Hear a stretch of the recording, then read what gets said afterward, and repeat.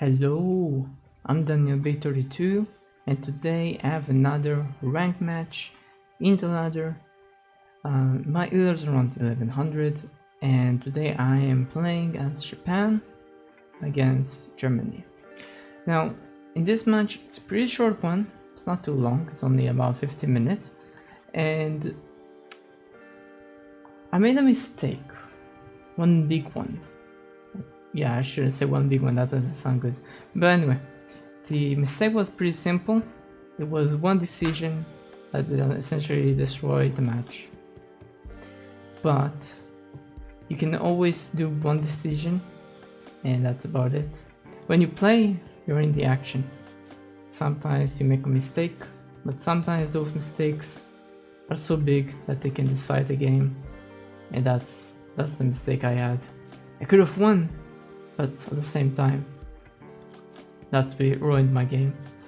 Anyway, hope you enjoyed the video.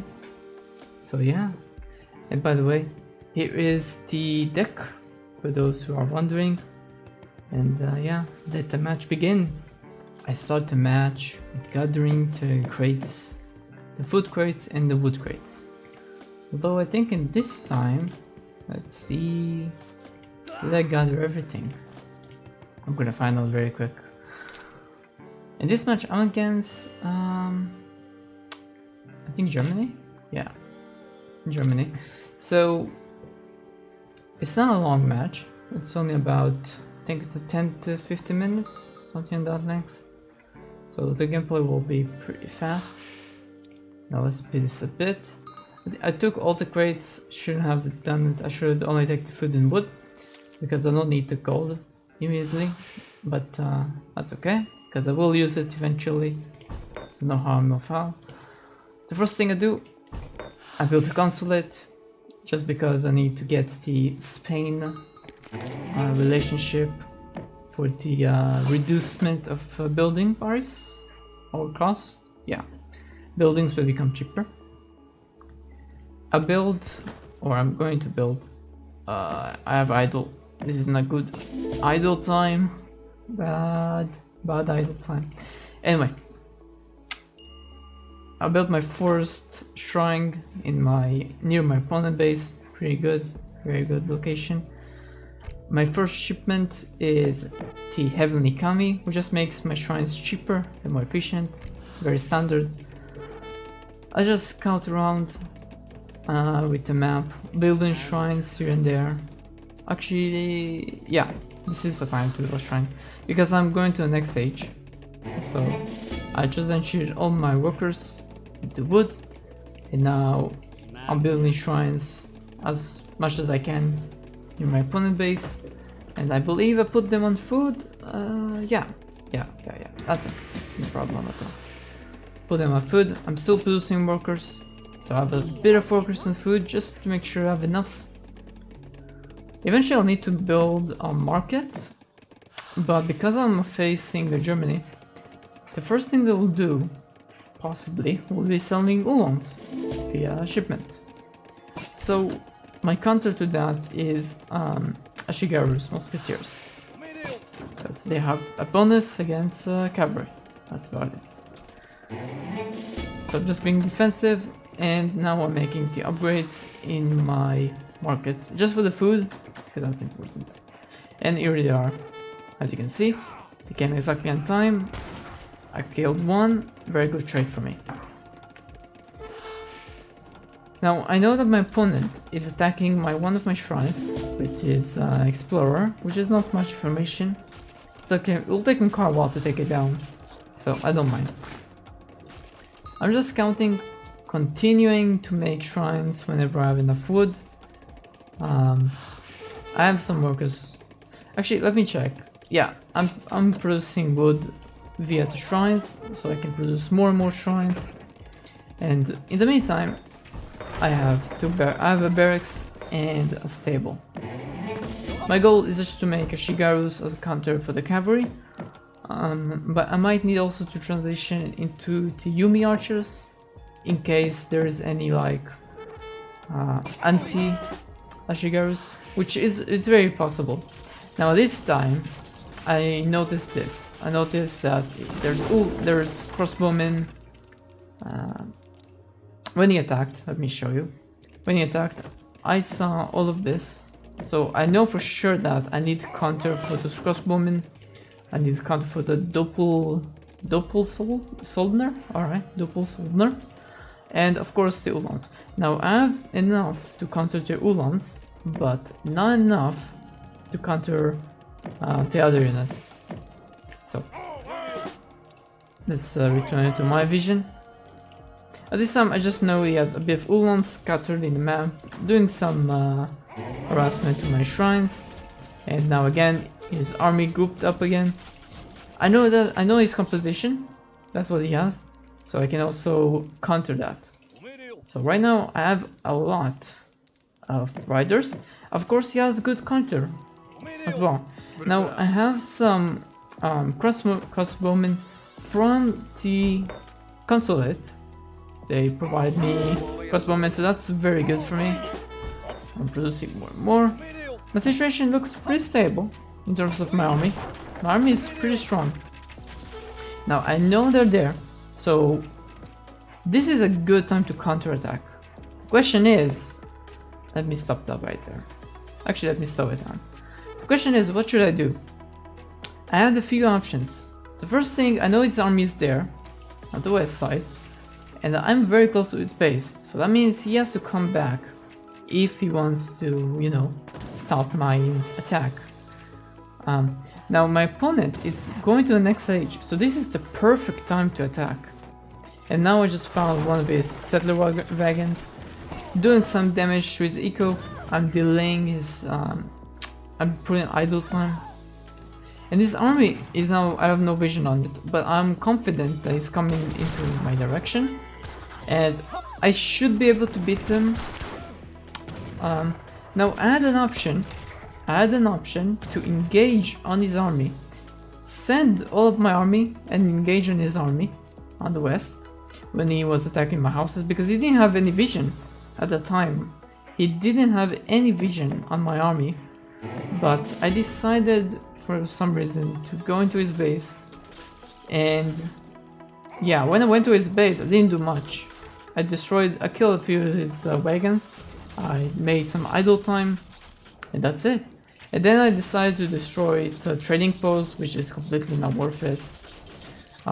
That's a big mistake. Like, I was not sure what to do, I guess, because I knew his army was coming, but I don't know. That was a mistake from my end, really bad mistake, because I just gave him time to go to the next stage. He's still going to the next stage, he's not yet in the next stage. I could have done the battle, I could have done something, destroyed the houses. What is pop? Yeah, I could have destroyed his houses, you know? I could have just made him idle, make sure his workers not, you know, working. His economy is actually not that good if you think about it.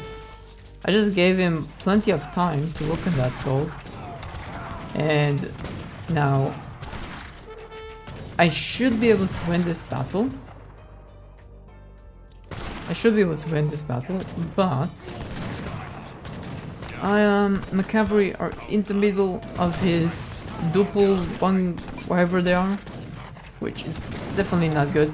My goal was to attack his skirmishers and crossbowmen, which is definitely a good idea, but because the houses created some blockage, you can say, and he has duple thingies there, it just didn't work out at all.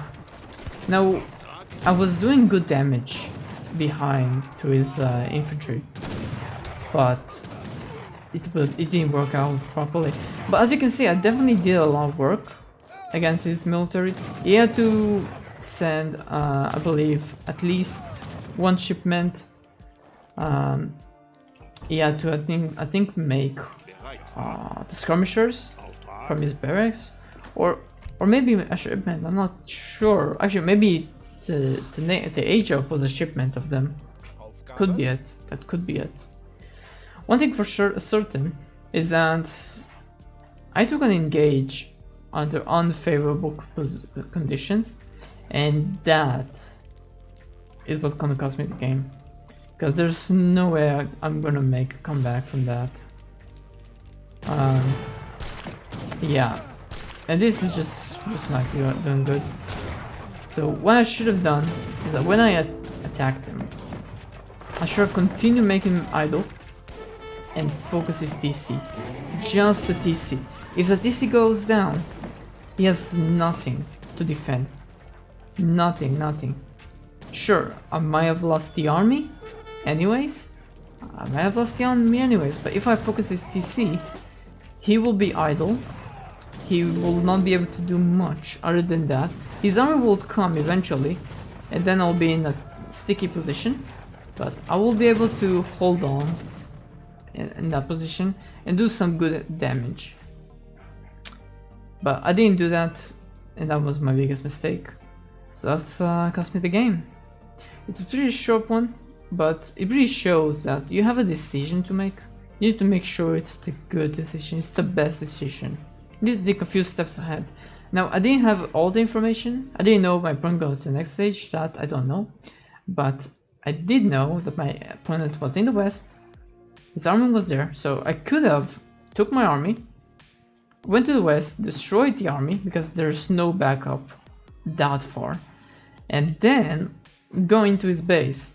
Now, because my army will probably be in a bigger number, way bigger number, he might make some reinforcement from the barracks, he might make the militia, maybe a shipment, one shipment at most, and that's it. Which should be able to hold somewhat the line with the help of his TC, but he will be behind, and I will be able to make some comeback, because he will be idle. His workers will be idle, and that's really what matters in the end, right? I'm not idle. I can make shrines continuously, I can make the army continuously, pump them right in, and yeah, and then maybe transition to the next stage, although I'm not sure. I don't think I even care about the next stage, not really. But yeah, I didn't have fun in the match, but it was one decision that in the end destroyed my chances of winning. And I don't know what I did down there by sending my army to destroy the outpost. That was completely useless. Yeah, that was a useless call, very bad call. I had two options and I screwed up both of them. You need to think ahead, like, what is your goal when you attack? Why do you want to attack? What do you want to achieve from that attack? And you need to use the information at hand. You need to know what your opponent have, if you have the information. You need to know what your opponent can do if you have the information. You need to predict what your opponent will do. All of this combined is what really matters. And my opponent essentially was in a situation that was pretty simple. He saw an army going into his base.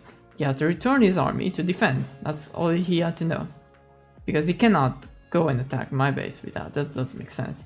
So he returned his army like he should have, and he just spawned militia. He spawned whatever units he could, shipments and everything, and it worked out in the end for him, because he had the logistics advantage. He has the army in his base. He could produce them at the same time as he's fighting. That's his advantage. So I screwed up both ends, and that's why I lost the game. So I hope you learned from this. And yeah, if you can like this video, consider subscribing to my channel, liking, commenting, and all the good stuff, because you know, it really helps. And I really need to improve, but yeah, I really enjoyed the match. It shows that one decision makes all the difference. Alright, have a good day. Bye.